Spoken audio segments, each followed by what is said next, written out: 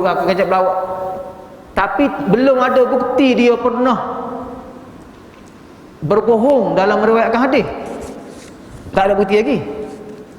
Tapi oleh kerana dalam kehidupan sehari dia, muamalah dia beri kecap lawak, maka dibimbangi takut jakit beri kecap lawak tu jakit dalam riwayat hadis dia. Maka ulama pakat dia ataupun label dia, status dia muttaham bil kazib. Orang yang dibimbangi ada kemungkinan nipu walaupun dia tak nipu. Jadi itu tahap hadis dia tu, riwayat dia tu tak boleh pakai tu sebab tahap melampau.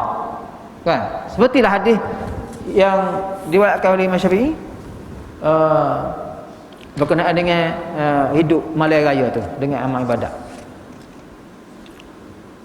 Jadi Imam Syafi'i sebut hadis tu ada kemungkinan bukan dia nak royak suruh beramal dengan hadis tu, dia nak royak hadis tu hadis tak sebab ini amalan asal lagi maknanya benda hak kita kena faham.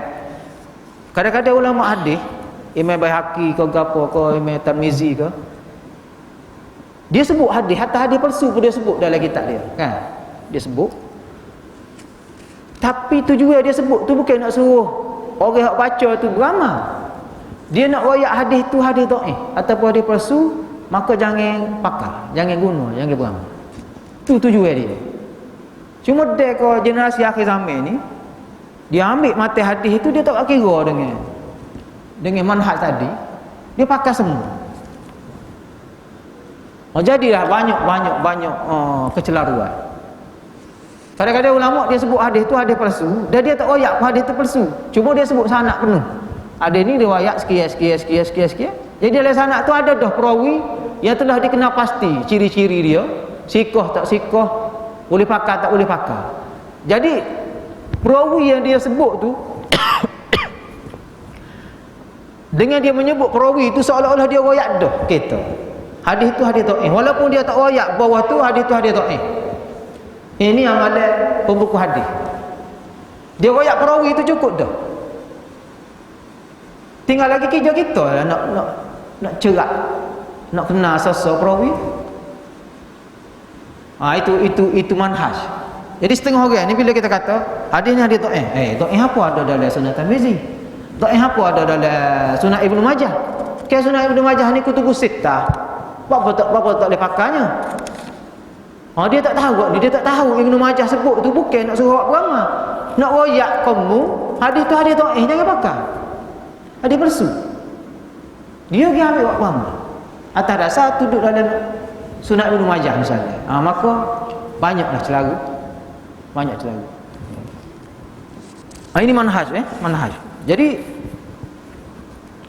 asas satu, pengajian berdasarkan dalil sahih, bukan pengajian berdasarkan dalil dhaif. Mesti sahih. Kalau Al-Quran tu alhamdulillah, maknanya tak perlu kaji dah lah, semua sahih berlaku, kan? Jadi tinggal lagi hadis ni, masalah hadis. Pasal hadis ni dia bercampur bau dengan hak tidak sahih. Maka kena pasti dulu hak mana sahih, hak mana dah, sebelum dijadikan dalil dalam sesuatu ketetapan hukum.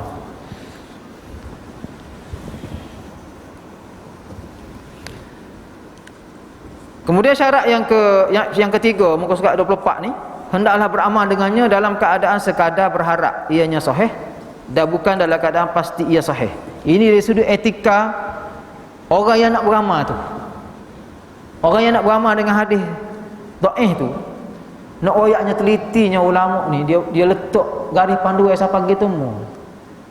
Maknanya dengan syarat-syarat tadi tu, kemah dah tu, tambah lagi dari sudut etika orang nak beramal tu. Kalau dia tak pasti hadis tu sahih ke tak sahih, maka dia dari sudut etikanya dia kena beramal dalam keadaan berharap je. Sebab takut-takut kajian dia tu belum cukup, belum detail molek, belum luas. Jadi sementara jumpa kesimpulan hak lebih tepat, hak lebih jelas, jadi dia beramal dah dulu dengan harapannya moga-moga hadis tu sahih. Lagu tu hatta sikap pun ulama ambil kira. Tak bandinglah dengan orang zaman lalu ni. Tak Tak ada sikap lagu tu, sikap berhati-hati, cermat, teliti lagu tu tak ada. Maknanya pakai jolo belaka. Bila orang bahas, tak apa muka hadis. Hadis tak pun boleh pakai juga. Tapi adalah orang teruk benar, hadis palsu pun boleh pakai juga, kan? Dan kenyataan itu dibuat dalam seminar. Dalam seminar yang dihadiri oleh khalayak ramai. Dan dia tokoh. Hadis palsu pun boleh pakai juga. Sebab dia nak royaknya, sebab bila timbul isu macam dalam kitab Ihya Ulumuddin, Al-Hafidh Al-Iraqi dia takhrij hadis Imam Ghazali dalam Ihya Ulumuddin itu adalah beberapa hadis yang dikenal pasti sebagai hadis palsu mengikut kajian disiplin ilmu hadis yang dibuat oleh Al-Hafidh Al-Iraqi. Jadi dia nak pertahankan hadis itu ada dalam kitab Ihya Ulumuddin misalnya, maka dia pergi kepada kesimpulan itu. Hadis palsu pun boleh buat amal. Jauh sangatlah daripada prinsip beragama dan prinsip berhujah yang digariskan dalam ajaran Islam. Jauh. Maknanya tak ikut langsung ni disiplin ilmu yang digariskan oleh ulama ni. Dia ikut nafsu semata-mata. Emosi dan nafsu. Jadi bila tu nak betul tu, kalau benda katalah live sebar seluruh Malaysia. Enggaklah ni kalau kata seluruh Malaysia, tidak Malaysia saja dah dia pergi seluruh dunia. Betul lah Nabi kata bila satu pembohongan itu dibuat tersebar seluruh ufuk, kan? Pembohongan dibuat, Nabi kata akhir zaman ni tersebar seluruh ufuk, seluruh alam. Dengan teknologi lah ni, seorang kecek berlawak, kecek berkenaan dengan agama, sepatah dia royak habis seluruh alam. Berat. Sebab malaikat pakat lanak. Sebab dia berlawak. Bukan? Kita yang tak nampak. Sebab jadi minta jauh dah, takut kita pun tersilap banyak, kan? Kita pakat beringat.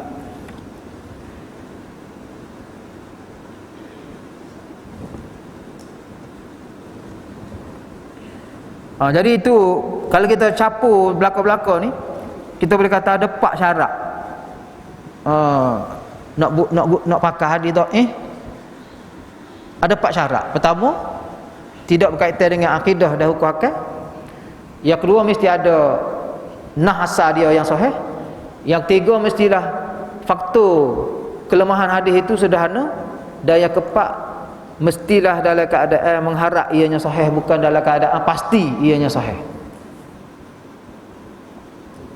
4. Jadi kita cuba kita tinjau orang hok kata boleh beramal dengan hadis dhaif tu tak? Dia ra'i ke tak 4 ni? Garis panduan. Hak amal tengok tak cara apa dia tak fikir langsung nak bab hak yang digariskan oleh ulama ni secara cermat ni, dia tak kira apa. Bukan lagi dalam bab fadail, dia bawa bahkan bab hukum akal dan juga akidah. Timbul masalah hadis fadail ni, dia mau kata hadis fadail boleh pakai hadis dhaif. Cuma saya nak timbul gini, hadis fadail ni, katalah hadis itu menceritakan tentang kelebihan apa-apa amalan tak? Maka bila dia menceritakan, bila hadis itu menceritakan kelebihan sesuatu, maka mesti ada hukum dalam itu. Sekurang-kurangnya hukum sunat. Tidak gitu? Sekurang-kurangnya hukum sunat. Jadi ada hukum. Tak ada hadis fadail yang tak ada hukum dalam itu. Setiap hadis fadail mesti ada hukum. Maka kalau hukum tak, kembali pada tadi, tak dipakai juga lah hadis dhaifnya. Sebab dalam fadail itu ada hukum, sekurang-kurangnya hukum sunat. Maknanya kena cermat, kena teliti benar lah. Tak lewat main-main.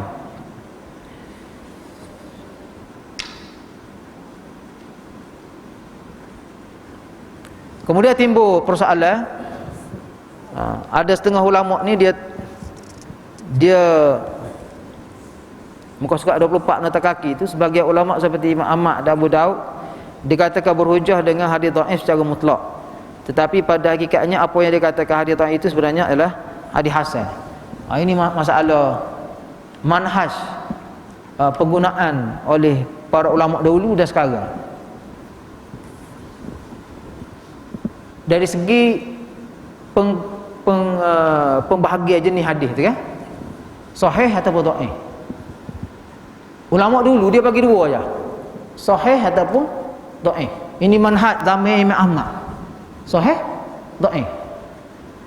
Dia tak ada pembahagian yang ketiga, dia panggil hasan, yang duduk tengah-tengah antara sahih dengan dhaif. Istilah hadis hasan ni suhu zaman Imam Tirmizi, suhu.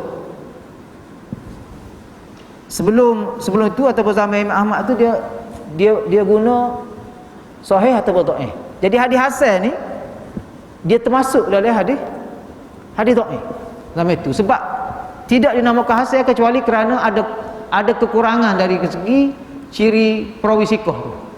Kesikohan perawi itu tak sampai tahap yang dikehendaki. Maknanya ada kekurangan terutamanya dari segi adab, dari segi daya ingatan perawi dan juga daya jagaan dia, daya kawalan dia terhadap kitab dia. Maka dalam istilah ulama terkemudian, hadis perawi macam tu dia jadi hadis hasan. Hadis hasan masih lagi boleh buat amal lah, hadis boleh diterima, sahih ataupun hasan. Yang dhaif itu yang lebih lagi lemahnya berbanding dengan hasan. Tapi ulama dahulu yang hadis hasan ni dia guna istilah dhaif juga. Sebab itulah Imam Ahmad ni dikatakan berhujah dengan hadis dhaif. Sebenarnya hadis dhaif yang dia berhujah itu ialah hadis dhaif kategori hasan, yang masih termasuk dalam istilah hadis makbul ataupun boleh diterima. Itu masalah istilah zaman dulu dengan zaman ni. Supaya istilah makruh tu lah kan. Makruh zaman Imam Ahmad ni karahah tahrimiyah, iaitu makruh haram. Bukan makruh hak supaya kita duk pegang lah ni. Makruh kita duk pegang lah ni buat tak dosa. Sebab ulama terkemudian ni dia bahagi hukum tu haram, haruh, makruh kan. Haruh, makruh, haram. Jadi makruh ni tak buat boleh pahala, kalau buat tak dosa. Dia kelas biasa. Tapi istilah zaman dahulu, zaman salah, zaman Imam Ahmad ni, bila sebut makruh tu maknanya haram lah tu. Dia tak ada istilah makruh supaya kita pakai lah. Itu perbezaan zaman tu menggunakan istilah. Bukanlah bermaksud Imam Ahmad ni pakai semua hadis dhaif dah.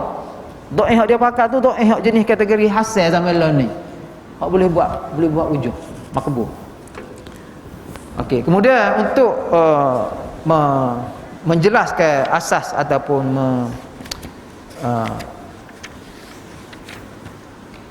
untuk menjelaskan lagi asas yang pertama ni, muka surat 25 dan seterusnya, hamba bawalah satu dua contoh. Sebab tadi kita kata asas kita pengajian berdasarkan dalil yang sahih. Maka muka surat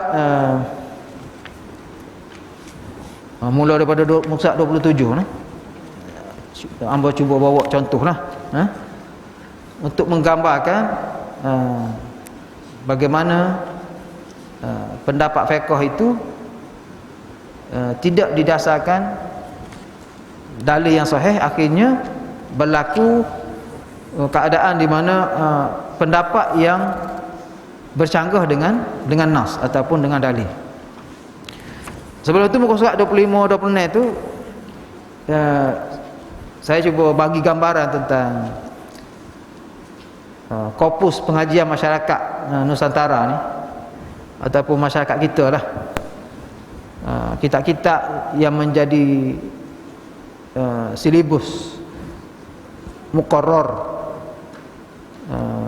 di institusi-institusi pengajian, sama ada institusi pengajian seperti pondok. Kalau tempat kita di Kelantan ni masyhur dengan pondok kan, Jadi ini antara kitab-kitab yang masyarakat pondok baca ataupun guna, muka surat 25 tu. Jadi kitab-kitab ni bila kita tengok, dia pendekatan pengajian fiqh berdasarkan aqwal ulama, berdasarkan pendapat ulama. Dia susun gitu kitab tu. Bila sebut satu bab, dia mari pendapat ulama. Kemudian dalam pendapat ulama itulah kalau ada sepatah dua, sekerak dua hadis ataupun nah. Dia lagu tu tradisi dia. Kitab-kitab ni. Kadang-kadang nah tu dia mari syahid je. Dia tak mari keseluruhan nah. Maknanya ulama tu kata gini, berdasarkan hadis gini tu mari kata syahid tu je. Kata tepat honok tu je. Jadi kurang nah ataupun kurang dalil. Tak tijuk dengan dalil. Situlah tempat bezanya kalau pendekatan kita istilahkan pendekatan pengajian fiqh sunnah, kan? Fiqh sunnah ataupun kita guna istilah hadis hukum. Pendekatan fiqh sunnah yang kita boleh buat contoh, misalnya kita kalau Al-Hafiz Ibn Hajar kitab Subulus Salam, kan? Kitab Subulus Salam ke? Kitab Bulughul Maram yang disyarah oleh As-Sana'ani, Subulus Salam tu. Cara dia susun, sebut judul bab, kemudian dia mari nah dulu. Kan? Dia mari dalil dulu. Dalil penuh. Dalil so kedua, ketiga. Lepas mari dalil tu barulah huraian pendapat ulama atas dalil tu. Ya, dia susun gitu. Jadi kalau kita ngaji tu, kita tembur dengan hadis dulu. Kita tembur dengan ayat Quran dulu. Maknanya masuk tu dapat suluhan nur daripada ayat Quran, daripada hadis tu dulu. Barakah tu lain. Kan? Kita baca ayat Quran tu boleh pahala dah. Baca hadis Nabi tu maknanya seolah-olah Nabi duk kecek dah tu. Tak. Hadis tu tubik pada mulut Nabi, kita duk dengar. Seolah-olah gitulah. Ada barakah dia lain. Lepas tu barulah kupasan ulama bawah tu. Huraian pendapat ni kata gini. Inilah pendekatan fiqh sunnah. Dan ulama mazhab Syafi'i yang paling kitab fiqh mazhab Syafi'i yang paling dekat dengan pendekatan fiqh sunnah ni, antaranya kitab Imam Nawawi Al-Majmu' Syarah Al-Muhazzab. Kitab Al-Majmu' Syarah Al-Muhazzab ni dia banyak dalil, kemudian dalil itu dia takhrij, dia royak sumber perbezaan pendapat ulama. Sebab tu kitab tu besar sehingga dikenali sebagai ensiklopedia fiqh mazhab Syafi'i ni. Yang cetakan yang datang daripada Mesir tu 35 jilid. 35 jilid tebal. Tahqiq ulama Mesir yang hebat-hebatlah. Syekh Muti'i tu. Jadi kitab tu jaranglah pula orang baca. Kan? Jadi di pondok-pondok tu, kalau dulu lah ni tak tahulah, takut kitab tu siapa dah pondok. Kalau dulu kan dak cek-cek tak ada tu kitab tu. Kitab Al-Majmu' Syarah Muhazzab tu tak ada dalam silibus pengajian di pondok-pondok. Jadi kitab hak diiktiraf sebagai antara kitab fiqh mazhab Syafi'i yang terbesar dan terlengkap itu tak ada pula situ. Bukan? Memang tebal lah 35 jilid ni, makan masa lah nak habis kalau baca daripada awal sampai akhir. Jadi isunya gitulah timbulnya masalah. Apabila tak ada dalil saat ni, terus pergi kepada pendapat ulama sekian dalam masalah sekian gini. Kadang-kadang tak sebutlah sunnah. Pendapat tu pakai logik akal gitu je lah. Kan? Maka timbullah keadaan di mana pendapat tu dilihat kadang-kadang bercanggah dengan nah yang sahih.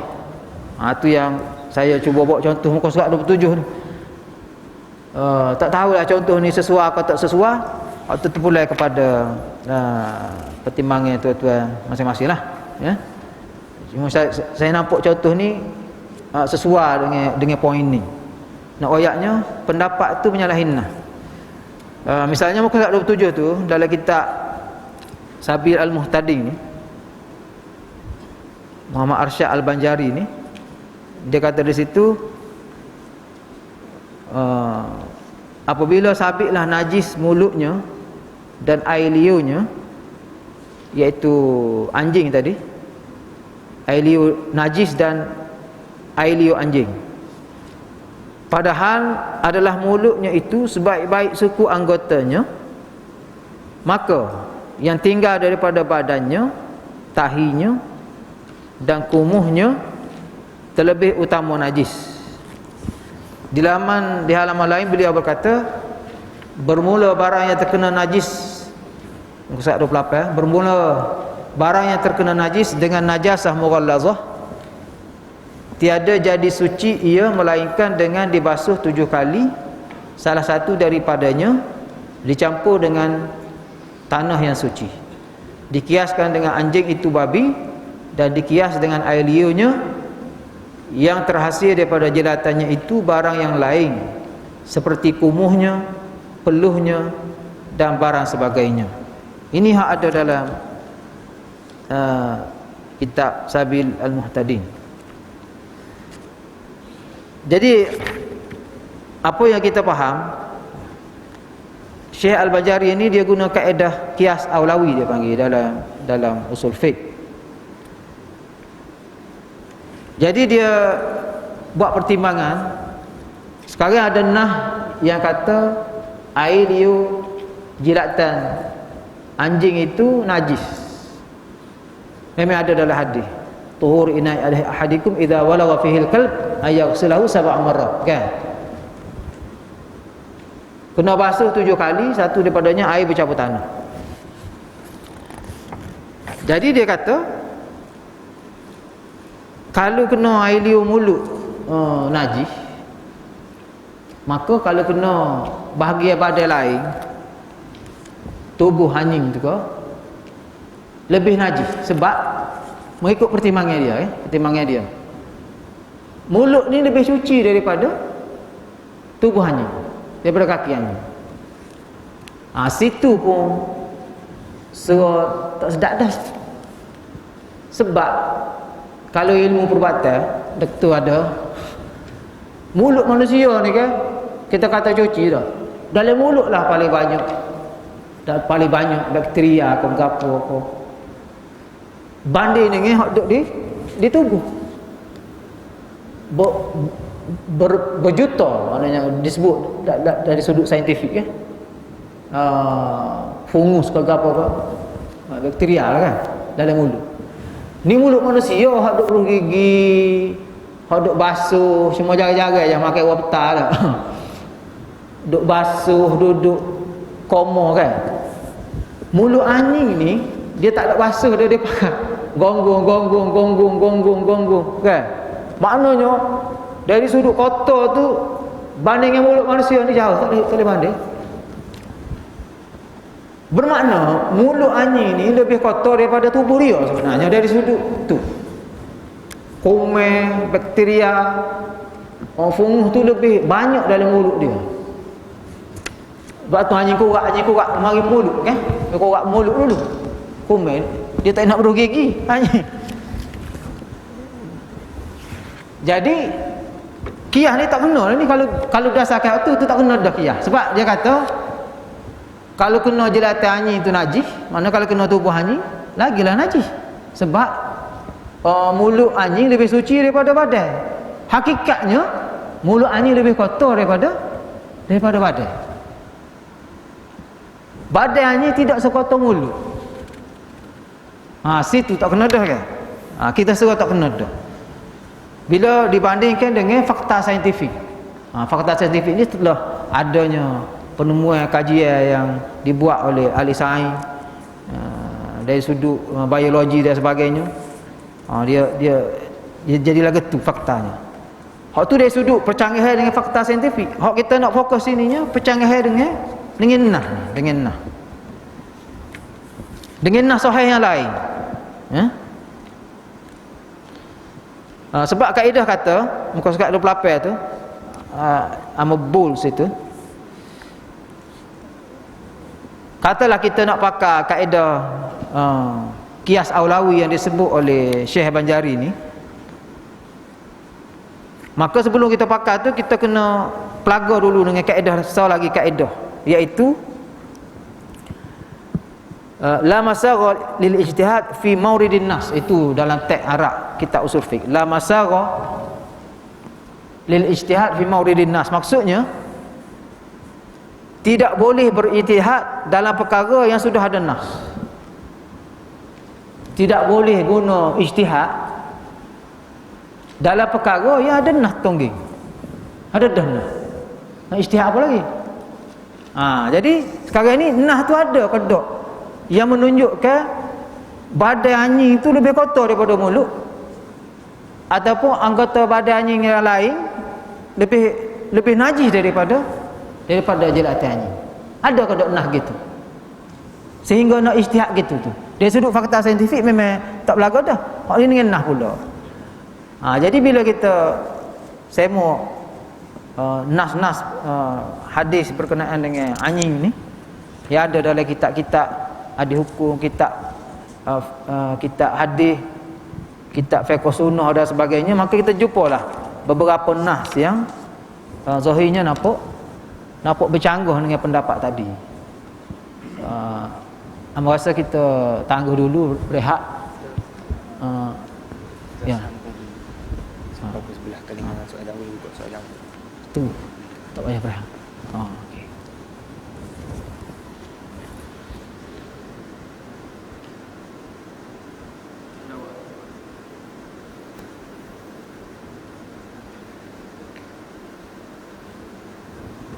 Okey, tadi pengurusi bagi taklimat ada rehat pukul 10 suku. Kami ingat nak berhenti dah tak ni, sebab lebih dah 10 minit. Jadi ni dia awak mari wahyu lain pula ni, suruh terus tanpa rehat, non stop. Yang mana berehat habis. Lepas ni kita ada mungkin sesi soal jawab sebentar. Okey, antaranya hadis muka surat 29 tu. Amba bacalah sebab tak ada bagi kebetulannya.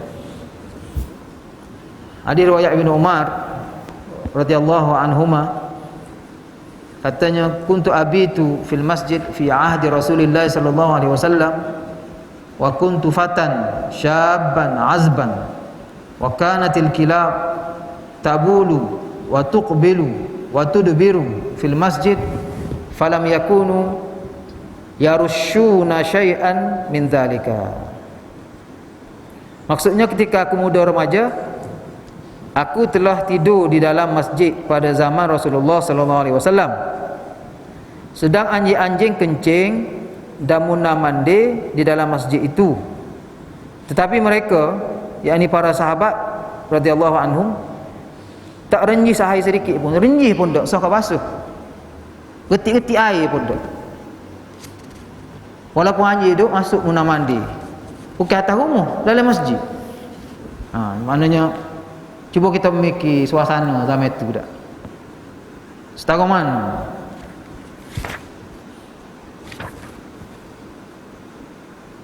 Okey, pertama sekali kita boleh faham, kita boleh nampak gambar dia. Cuba kita melompat masuk dalam suasana tu dah. Maka zaman Nabi kita boleh gambarlah masjid lagu mana latar dia, atas pasir. Kan? Atas pasir. Tika pun tak ada. Jadi anjing masuk duduk belega atas pasir.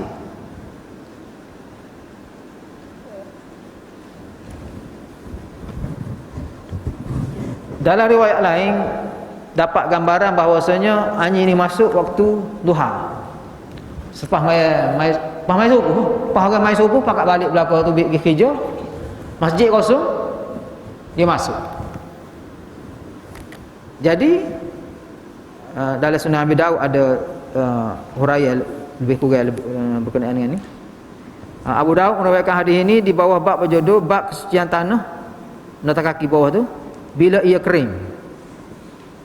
Abu Daud meriwayatkan hadis ini juga selain daripada Imam Bukhari.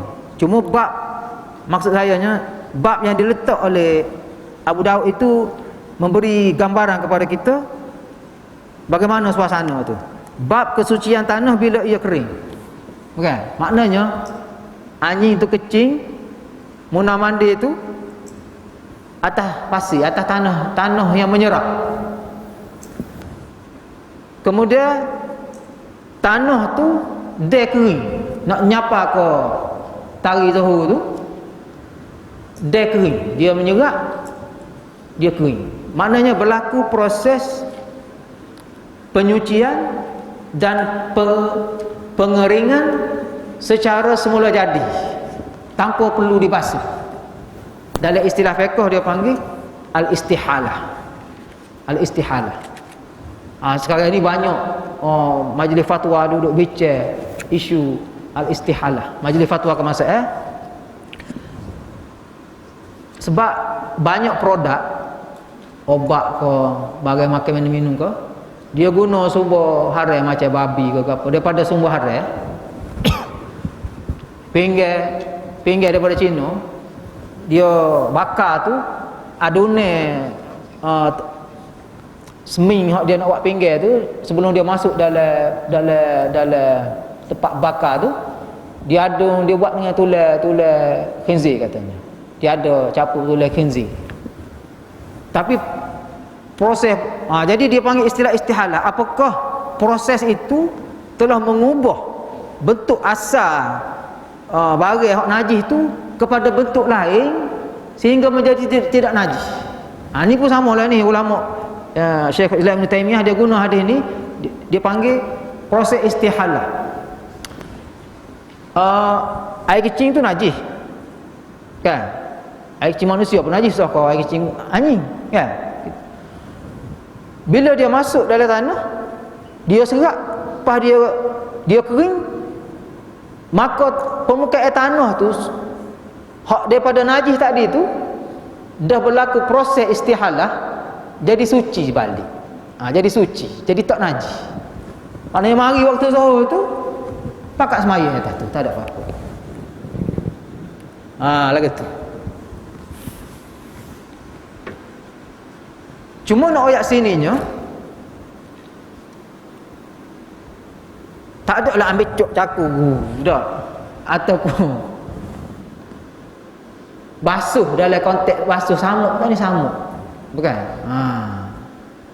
Kalau kita ambil caku sodok lah kan, sebab kalau benda wasuah sebenarnya, benda wasuah sebab tanah dia menyerap dah. Kalau tanah tempat kita ni mungkin tak menyerap pasal dia tempat kita cuaca panas lembap, dia mungkin payah kering. Di Madinah ni moga besok pergi Madinah kan, buat umrah, buat haji, kita duduk sebentar pun kita suruh kering kan, walaupun dia sejuk tapi kering. Maknanya baju ni kalau basah-basah ni sebentar dia kering. Kalau musim panas lah dia kering sebentar, cuaca kering, jadi dia mudah bak kering. Dari sudut tanah pun, muka tanah dia jenis pasir gitu, serak dia tak ada apa-apa. Tempat kita ni jenis tanah kerah, mungkin dia banyak, dia kelari atas tu lah, mungkin lain sikit lah suasana tu, lain sikit. Cuma nak ayatnya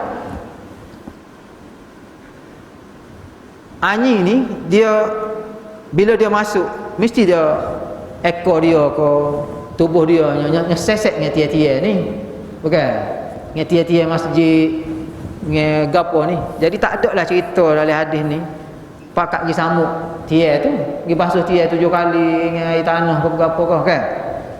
Jadi tak ada. Maka zahir hadis ni nampak bercanggah lah dengan kesimpulan hak dalam kitab tadi, hak kata bahagian-bahagian badannya ni najis lebih teruk lagi daripada air liur dia ataupun jelatan dia. Maka kalau jelatan dia tu kena basuh 7 kali, kena samuk, maka seolah-olahnya kalau kena badan dia ni kena samuk juga. Sedangkan dia ni tak beri gambar gitu. Situ nampak bercanggah tu. Kemudian dari sudut nilai tarbiyah dalam hadis ni nya, waktu dari sudut hukum tadi, dari sudut nilai tarbiyah kita boleh nampaknya, kita boleh nampaklah masyarakat zaman Nabi ni, para sahabat ni, masyarakat Islam zaman Nabi ni masyarakat mesra haiwan. Mesra haiwan. Kalau kita pendek umur anjing ni kalau masuk masjid ni, tak. Maknanya cari juga lagu-lagu mana pun, mak anjing dekat lawan gapo, nampak jauh tu kena. Sebab masuk masjid, menghina masjid. Ni tak buat gapo-gapo anjing ni. Tak gapo ni. Kan? Mesra haiwan. Amo bila amo banding dengan diri amo sendiri kan. Jauh jelak lagi. Kita bunyi nyanyi tu bersin dah misalnya ada. Jadi hak legit benar kan?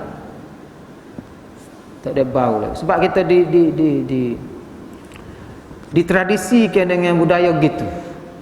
Ini sebab itu bila mengajar budak-budak di UKM tu, mengajar orang bukan Islam sekali kan? Subjek umum. Jadi kita nak oyak orang bukan Islam, jangan kaitkan budaya orang Melayu, sebahagian budaya orang Melayu dengan ajaran Islam. Jangan salah faham. Ada setengah-setengah tu tak ada kaitan pun dengan ajaran Islam. Itu hanya budaya orang Melayu yang mungkin menepati ajaran Islam, mungkin tidak. Jangan salah faham. Jadi amu buat contoh ni masalah allergic dengan anjing, benci ke anjing kan. Kita Cina baru anjing. Jadi tak boleh masuk dengan orang Cina tu kerana anjing kadang-kadang. Tak boleh masuk dekat. Dakwah tak siapa. Dah nak tengok anjing tu kita tak boleh pergi dah. Kan? Kamu tak payah kalau yang buat kamu duk pengalaman kita. Tak, zaman kecil dulu tu ada kebun durian diselangi dengan rumah Cina pero babi anjing. Jadi rumah tu, lepas tu tanah Cina, rumah Cina pero babi anjing, lepas tu baru kebun durian. Nak pergi kebun durian tu kena lalu ke kawasan dia sokmo. Jadi tembus sokmo dengan anjing dengan babi, tanya dia lepas. Kan? Jadi kita nak marah kat buat bedah lah. Buat bedah cakap duk bedah anjing. Kelik sekolah makan nasi. Anjing tak buat apa-apa pun. Kita pergi bedah tak ada pasal-pasal. Nah. Dia tak ambat lagi, dia tak salut lagi. Babi begitu juga. Hak dalam kandai tu pergi bedah dah. Tu ada letak dalam kandai, pergi senyap-senyap pergi bedah sampai sekolah rendah dulu. Ingat, bertepik dekat babi dah. Marah tu dia. Maka kita jadi berjarak dengan jiran kita yang mana sepatut pun Islam kita tak sapa ke dia. Dengan ajaran, dengan mulut dah dengan akhlak pun tak juga. Ada tu orang Melayu ni. Duk bedah babi dia. Misalnya ada. Jauh ni kalau kita tengok sini jauh. Kemudian nak kait dengan pendapat tadi, kita tengok pula hadis yang kedua tu, muka surat 28. Hadis Abu Sa'labah Al-Khushani radhiyallahu anhu berkata, dia berkata kepada Rasulullah sallallahu alaihi wasallam, "Ya Rasulullah, inna ardana ardu ahli kitab wa innahum ya'kuluna lahmal khinzir wa yashrabuna al-khamr fa kaifa asna'u bi aniyatihim wa qudurihim?" Qala illam tajidu ghayraha farhaduha bil ma' fa anquha ghaslan bil ma' watbuhu fiha washrabu. Kata Abu Sa'labah, "Wahai Rasulullah, sesungguhnya negeri kami ialah negeri golongan ahli kitab." Ni sebelah Syam ni ahli kitab. Sedangkan mereka makan daging khinzir. Ini berkaitan dengan babi pula. Dan minum arak. Maka apa yang kami perlu buat dengan bekas dan periuk belanga mereka yang mereka guna untuk masak dan makan daging khinzir dan minum arak tadi? Lalu Rasulullah SAW menjawab, "Jika kamu tak ada bekas lain, maka hendaklah kamu bersihkannya dengan air, kemudian kamu gunakanlah ia untuk makan minum kamu."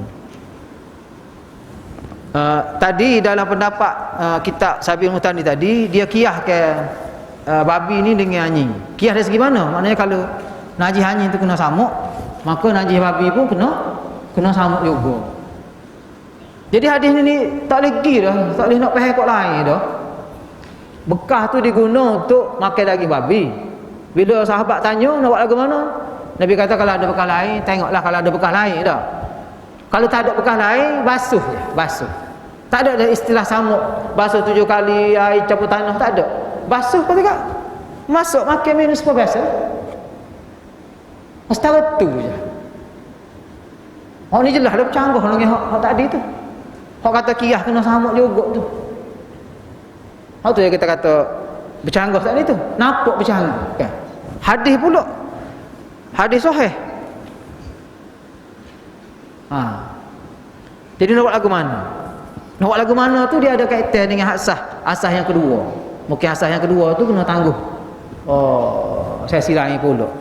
Dengan masa hak urus tiawi ni tak ada dah tu pasal.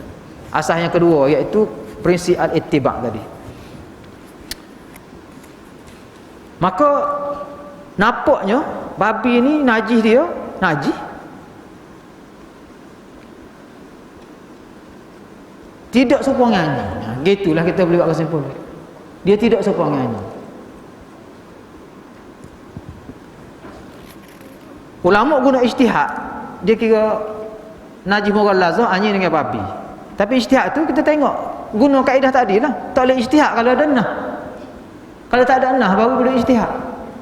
Kalau ada nah tak boleh ijtihad. Itu kaedah juga, kaedah usul juga. Ulama sendiri buat. La ijtihad, la masagha lil ijtihad fi mauridin nas. Kemudian ada banyak lagi hadis. Ada satu lagi hadis ni, kita perhati ni. Dalam hadis lain Aisyah radhiyallahu taala anhu berkata, wa ada Rasulullah sallallahu alaihi wasallam Jibril alaihi salam. Wa ada Rasulullah sallallahu alaihi wasallam Jibril alaihi salam fi sa'atin ya'tihi fiha faja'at tilka as-sa'ah wa lam ya'tih wa fi yadihi 'asan fa alqaha fi min yadihi wa qala ma yukhlifu Allah wa'dah wa la rusuluhu thumma iltafata fa idza jarwu kalbin tahta saririhi faqala ya Aisyah mata dakhala hadzal kalb ha huna faqalat wallahi ma darait fa amara bihi fa ukhrija faja'a Jibril faqala Rasulullah sallallahu alaihi wasallam wa'adtani fajalastu laka falam ta'ti faqala mana'anil kalb alladhi kana fi baitik inna la nadkhulu baitan fihi kalbun wala surah. Maksudnya malaikat Jibril berjanji untuk datang berjumpa Rasulullah sallallahu alaihi wasallam pada suatu masa. Namun tiba saat yang dijanjikan, Jibril tidak datang. Di tangan baginda ada tongkat. Lalu baginda mencapakkannya seraya berkata, Allah dan para pesuruhnya, yakni para malaikat, tak pernah mungkir janji. Kemudian baginda berpaling. Tiba-tiba dia terlihat seekor anak anjing, jarwu kalbin itu anak anjing, berada di bawah katilnya. Lalu baginda berkata, wahai Aisyah, bila anjing ini masuk ke sini? Aisyah menjawab, demi Allah, adinda tidak tahu. Lantas baginda menyuruh agar anjing itu dikeluarkan. Setakat tu je, baginda menyuruh agar anjing itu dikeluarkan. Kemudian datanglah Jibril. Lalu Rasulullah SAW bertanya, kamu berjanji denganku dan aku duduk menunggumu, tapi kenapa kamu tak datang? Jibril menjawab, anjing yang berada dalam rumahmu menjadi penghalang. Sesungguhnya kami tidak masuk rumah yang ada anjing atau gambar. Hadis ini pun satu lagi gambaran yang kita dapat, bahawasanya masyarakat di zaman Nabi ini masyarakat Islam yang mesra, sangat mesra haiwan. Kalau tadi masuk masjid, dimasuk pakai dalam bilik bawah katil. Tak berlakulah dalam masyarakat kita ni. Dengan suasana rumah kita lagu ni lah. Pakai bawah katil, hanya dia ni. Bukan hanya perang ni dah. Tapi baginda tak lebih daripada suruh keluarkan anjing tu. Setakat tu. Tak adalah kata tarik keluar, katuk keluar, lepas tu gak basuh, samuk. Tak ada. Tak ada royak. Dia kaedah satu lagi, kaedah usul fiqh. Kalau benda tu benda kena samuk, kena basuh tu benar. Siapa supaya samuk 7 kali, basuh 7 kali tu, Nabi kena royak. Dia kaedah dia. Dia panggil kaedah usul fiqh, dia kata la yajuz ta'khir al-bayan an waqtil hajah. Tidak harus menangguhkan penerangan ketika ia diperlukan. Maknanya bagi seorang Nabi, Rasul, kalau ada hukum kena samuk ke kena basuh ke apa, Nabi tak boleh tangguh nak royak lepas tu, tak boleh. Dia kena royak waktu tu juga. Jadi sebab itu ulama dia berpada dengan apa yang Nabi buat ni, bermakna tak ada samuk. Tak ada samuk lah tu. Maknanya Nabi suruh buat keluar gitu je. Tak ada samuk. Sebab Nabi tak royak. Kalau kena samuk, kaedah dia kena royak ketika tu, ketika dia perlukan.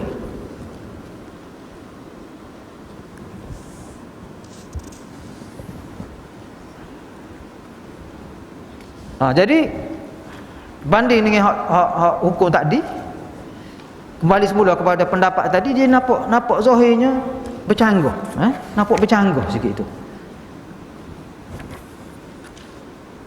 Kalau kita nak kata ada hukum samuk, maka sekurang-kurangnya kita berpada dengan hak jilatan tu lah.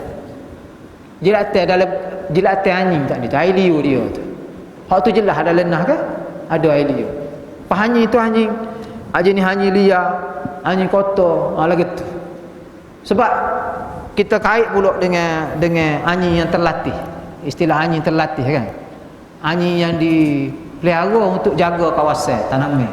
Ini masyarakat orang Arab masih hama sampai lepas ni orang Arab Timur Tengah, orang Arab Utara Afrika, Maghribi, Algeria apa ni, orang Arab Islam hak ada tanaman, ada kebun, perah anjing tu biasa. Okey. Banyak anjing dia perah, pada duduk beli ke dalam rumah dia. Dia latih dan dia untuk jaga tanaman. Anjing terlatih. Dalam ayat Al-Quran kan ada kan? Wal jawarih al-mukallibin, wal jawarih al-mukallibin tu'allimunahunna mimma 'allamakumullah fakulu mimma amsakna 'alaikum wadhkuru smallahi 'alaihi. Anjing yang digunakan untuk buru. Jadi tembok buru, anjing pergi kekok. Maka ambil pusing gitu, pakai kira sembelih dah tu. Waktu tembok tu bismillah, anjing pergi kekok. Tak kena samuk, tak kena apa dah. Pakai ambil, kalau buru cabut bulu, masak bersih. Tak ada samuk, tak ada apa. Itu pun dalam Quran tu. Anjing buru. Hak kekok dengan mulut benar dah tu. Tapi dia hanya terlatih. Anjing bersih. Anjing perah. Jadi kita kena faham secara keseluruhan. Jadi kalau kita kata semua jenis anjing tu kena samuk belaka kan, lepas tu nak pelaga lagu mana dengan anjing buru ni? Kita nak kata lah. Nak pelaga lagu mana? Hak Quran kata boleh makan tu. Fakulu mimma amsakna alaikum wadhkuru smallahi alaihi. Hendaklah kamu makan daripada apa yang digigit oleh binatang itu. Wadhkuru smallahi alaihi wattaqullah innallaha sari'ul hisab. Innallaha sari'ul hisab. Jadi kalau kita ambil keseluruhan nah tadi, sama ada ayat Quran, hadis-hadis saat ni, maka hak sedaknya enggak hak masalah samuk ni, jilatan anjing liar yang kotor, yang tidak dipelihara, yang tidak terlatih kan, kena air liur dia, jilatan dia, tu sama bukan setakat tu. Lepas tu kalau kita tak nampak dia jilat ke apa ke, dia pergi sesek tubuh ke apa ke, tak payahlah kita jadi was-was. Siapa tak boleh nak bergerak was-was. Siapa tak boleh nak bergerak. Kalau keseluruhannya lah gitulah. Lepas tu kita tarbiyahlah koho-koho, didik diri kita ni secara berasa-asa supaya jadi orang yang penyayang kepada haiwan, termasuklah anjing. Lalu ni mungkin hati kita ni jadi kerah. Kita mau nyanyi jadi sebab lama dah kita dibentuk lagu tu jiwa kan. Jadi nak jadi lembut hati dengan makhluk anjing ni payuh. Bukan? Jadi payuh. Makan masa. Hamba tak orang lain tahu diganggu sendiri, makan masa. Tapi kena didiklah perlahan-perlahan. Aswasu. Kalau kita baca hadis tu kan, masuk surga dengan minum air kuanyi. Daripada tadika kita belajar tu. Ada dah selibah tadika kalau ni. Dia ahli maksiat. Orang kuat maksiat, penzina. Dago tengok telaga masuk cebok minum air, naik tengok angin cungak kan. Angin cungak dago. Turun balik ambil dengan kasut minum. Balas dengan syurga selalu. Sifat penyayang kepada kasihan. Man la yarham la yarham. Itu jelas dalam hadis Nabi. Siapa yang tak ada sifat penyayang kepada sesama makhluk, tak kira lah manusia ke binatang, la yurham, dia tidak akan disayangi oleh Allah Subhanahu Wa Taala. Apa banding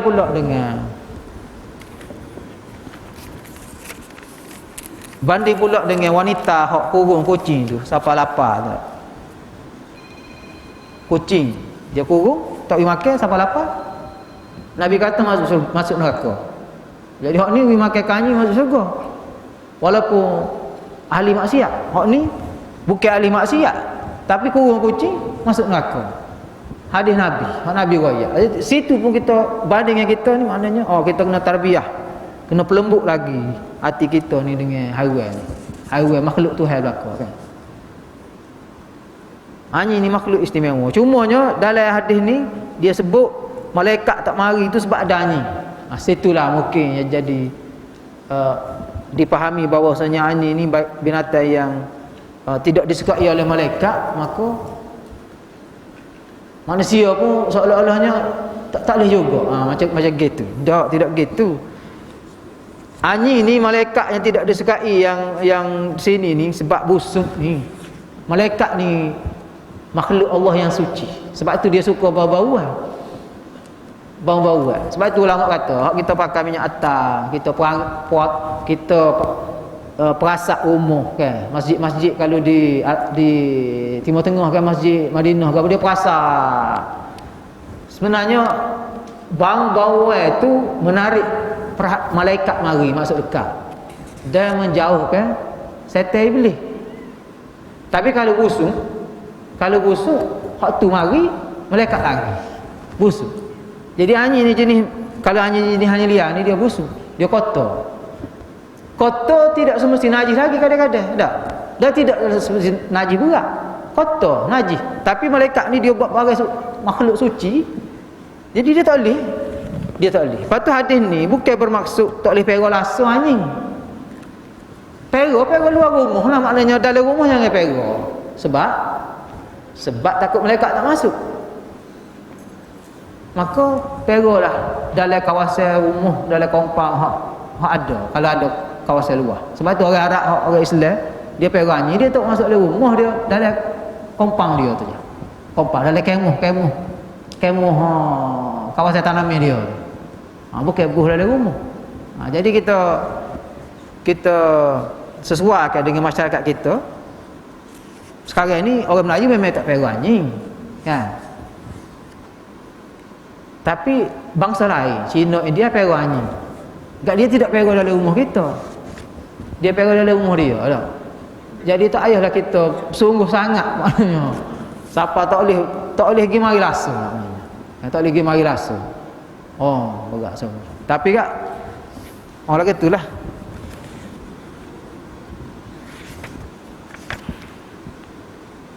Cuma kadang-kadang kalau hamba duduk di Kuala Lumpur tu, kita duduk dalam taman berjiran dengan Cina kan.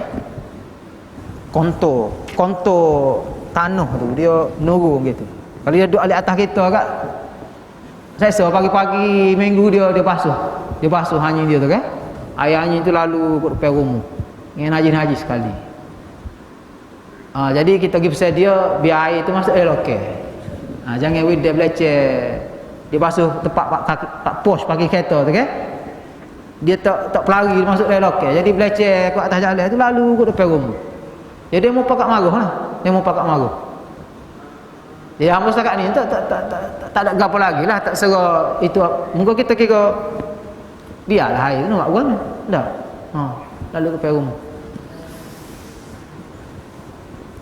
Masing-masing kena jaga hubungan ke jiran ni.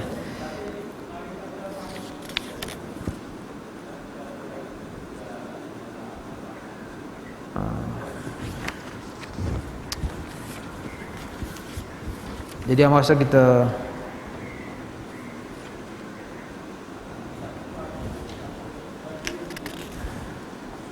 tapi kalau kita tengok dalam video-video hok demo dak atas tu anjing Allah masya-Allah.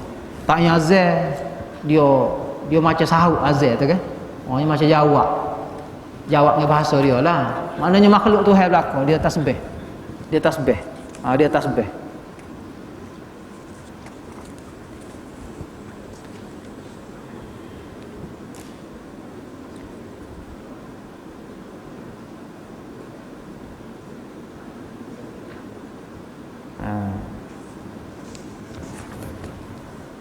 Ni ada 1-2 soalan ni.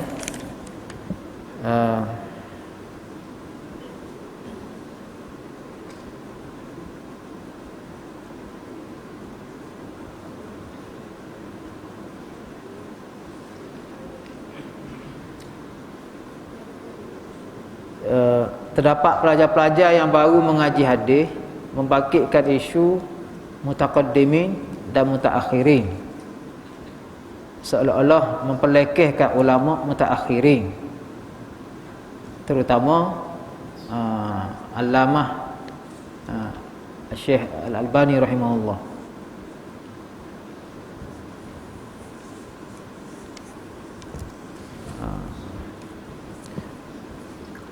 Saya pun lama dah tak ikuti perbalahan budak-budak ni. Dia hebat sebab zaman ni zaman telefon, dia duk balas dalam WhatsApp ya. Faham. Tapi isu ni isu lama lah. Dan kita tahulah pihak yang menimbulkan isu ini ni bagi hamba pihak yang sengaja nak mencetuskan fitnah di kalangan pelajar, nak melaga-lagakan ulama. Jadi Syekh Albani ni dilabel sebagai orang yang berbeza pendapat dengan ulama mutaqaddimin dalam menentukan hukum hadis. Biasanya dia pelaga Syekh Albani ni dengan, kalau dulu setakat hamba dia ikuti dulu, dengan Imam Tirmizi yang dihukum Imam Tirmizi dalam kitab Sunan tu, dia pelaga dengan hukum Syekh Albani. Jadi dia main sentimen orang dulu dengan orang lama, orang baru kan. Jadi Syekh Albani ni orang baru, Imam Tirmizi tu orang lama. Jadi siapa makan garam dulu. Jadi orang lama ni tak hormat ke orang baru ni, tak hormat ke orang lama, macam gitulah. Dia main sentimen tu. Enggak sentimen tu lah orang Arab jahiliah hadap pakai dulu. Bila dia nak lawan Nabi tu kan, dia dah main sentimen tu. Tok nenek dulu lagu ni mau mari, gitu dia main sentimen. Jadi supon ustaz hadap ngajar budak-budak nak pelaga Syekh Albani dengan ulama dulu ni, maknanya dia main sentimen jahiliah, sentimen Arab jahiliah. Dia tak boleh main sentimen mutaqaddimin mutaakhirin, dia kena main sentimen akademik, sentimen ilmu. Maknanya kalau ulama dulu kata hadis tu sahih, ulama terkemudian macam Syekh Albani rahimahullah kata hadis tu dhaif, jangan main sentimen hak tu dulu, hak ni ke dia, tu sentimen Arab jahiliah, sentimen emosi. Jadi budak-budak amun nak nasihat adik-adik ni, jangan main sentimen emosi. Kita main sentimen ilmiah, ilmu. Hak kata sahih tu tengok apa alasan dia, gapo hujah dia, gapo alasan dia, alasan ilmiah dia, kan? Hak kata dhaif tu gapo alasan dia? Apa tu kita timbang situlah. Hujah siapa, kajian siapa yang lebih menepati ataupun yang lebih dekat kepada kemungkinan tepat ataupun ketepatan. Gitu, benar gitu ya sebenarnya. Jadi tak timbullah sentimen orang baru berlawan dengan orang dulu. Itu sentimen sengaja nak menyusahkan ataupun nak mengeruhkan suasana. Jadi hangpa tahulah orang hak mula-mula mencetuskan sentimen ni, hangpa pernah hadir kuliah dia di KL tu. Jadi bila hangpa dengar sekali dia kecek tamu boleh cas lalulah dia ni tak suka ke Syekh Albani. Tu sentimennya. Jadi bila tak suka, ke mana-mana dia korek cari nak tunjuk kelemahan sebab nak berubah kawan ni. Kawan ni tak berubah dah sebenarnya. Dia tolak dia sendiri rebah. Kawan ni tak berubah dah. Kan? Jadi dia sebab fitnah aku pada budak-budak hak jenis baru-baru ni termakan lah main sentimen orang lama ni dia termakan. Tu yang payah zaman Nabi pun payah nak betul tu nak lawan sentimen tu dia kuat. Dia termakan. Dia bukan main ikut sentimen ilmiah sebab ilmu tak ada lagi. Asas metodologi tu tak ada lagi untuk nilai, untuk kaji sendiri tak ada. Jadi main sentimen tu lah. Jadi orang yang tak suka kepada Albani ni banyak faktor. Kadang-kadang dia tak suka Albani ni kerana Albani pernah kritik tok guru dia. Kritik itu secara ilmiah dalam buku kan. Mendedahkan kesilapan ataupun kemungkinan pendapat-pendapat tok guru dia hak Albani kritik, maka dia sentimen hormat kat tok guru, nak bela tok guru dia tu, maka ubah kawan ni. Kritik kawan ni. Dia ada sentimen tu kaitan daripada dulu. Kan? Jadi hang kenal orang tu, orang hak timbul sentimen ni, dia ni anak murid Syekh An-Nawawi, Syekh An-Nawawi. Syekh An-Nawawi ni anak murid Syekh Albani je sebenarnya. Sama-sama ulama Syria, ulama Syam, tapi biasalah beza pendapat kan. Pengkaji hadis jadi beza pendapat ke begitu gini. Jadi bila Syekh Albani kritik Syekh An-Nawawi, jadi anak murid dia ni dia jadi sentimen. Sentimen anak murid tu. Jadi tak boleh lah macam tu, kita kena nilai secara adil. Kita nilai bukan dengan emosi dengan amanah ilmu barulah betul cara. Sebab itu saya nasihat bila ada pendapat Albani yang bercanggah dengan pendapat ulama dulu dan setakat hamba duk tengok-tengok tu tak banyak mana pun, kebanyakannya sama, maknanya adalah, maknanya sebahagian tu hak ulama dulu kata sahih dia kata dhaif. Tapi demo tak lihat hak dia kata sahih hak ulama dulu kata dhaif. Dah. Bila amus senara banyak hadis hak Syekh Albani bila dia kaji keseluruhan riwayat, dia buat kesimpulan hadis tu sahih ataupun naik taraf sikit jadi hasan, maka boleh terima. Sedangkan ulama dulu zaman Imam Tirmizi tu kata dhaif. Tak boleh pakai. Jadi dia selamatkan hadis tu setelah kajian dia mungkin lebih luas skop dia ambil pendapat ulama lain ke begitu ni, dia kata sahih. Tu tak dilihat dari sudut positif.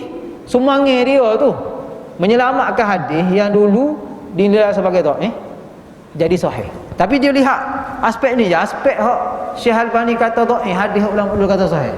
Dia cari hak tu. Jadi kalau gitu tengok hujah dia lah macam mana, kenapa dia kata dhaif tu, kenapa. Dan yang pastinya hukum hak Albani keluarkan tu setakat kita dah tengok tak ada hak belum pernah dihukumkan oleh orang lain. Tak ada. Jadi mesti ada dah sebelum dia tu hak keluarkan hukum gitu. Dia cuma memperkemahkan lagi. Jadi insya-Allah anak-anak ataupun adik-adik kita ni tidak terikut-ikutlah dengan permainan sentimen emosi fitnah ni dalam masalah ni. Kita nasihat, kita bertindak sebagai penasihat. Kita tak boleh juga lawan sentimen tu dengan sentimen. Jadi kita lawan secara emosi, dia emosi kita emosi, maka tak jadi kerja. Kita nasihat supaya Boleh kita duduk bincang molek-molek. Nah. Ha. Kemudian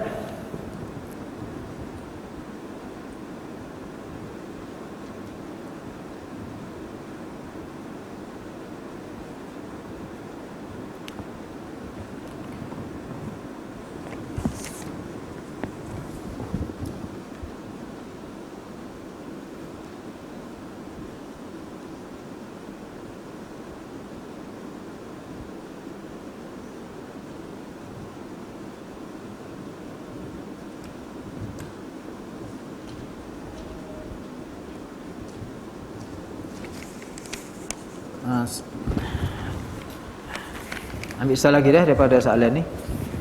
Ada 3 ni. Seorang individu yang diwasiatkan untuk menguruskan zakat ayahnya bernilai jutaan ringgit, lalu ia mengagihkannya dengan membawa orang miskin mengerjakan umrah. Apakah hukumnya? Mengagihkannya kepada orang miskin itu betul dah, orang layak kalau zakat kan. Tapi siapa bawa pergi umrah tu di luar keperluan dah tu, bukan? Jadi orang miskin ni setakat keperluan harian dia kan, keperluan harian dia, makan, minum, pakaian gitu gini. Umrah ni pun hak lebih dah tu. Maknanya terlebih dah zakat tu kalau siapa bawa pergi umrah tu dia alah kemewah dah tu. Alah kemewah. Kemudian yang ni timbul pula sifat solat Nabi at-tarifi. Ulama ikut manhaj mutaqaddimin, Mahir Al-Fahim. Lalu ustaz perkenalkan ulama baru ini. Ni anak tak kenal ni. Tak tengok, tak kenal latar belakang dia. Kemudian satu lagi, baru-baru ini dalam pengajian Sunnah Ibnu Majah kami telah sampai pada bab menyatakan tentang Khawarij. Minta doktor jelaskan sejauh manakah boleh dikaitkan kewujudan ideologi Khawarij ini dalam konteks semasa. Ana ada tulis satu kertas kerja. Kemudian kertas kerja itu telah diterbitkan dalam bentuk kompilasi kertas kerja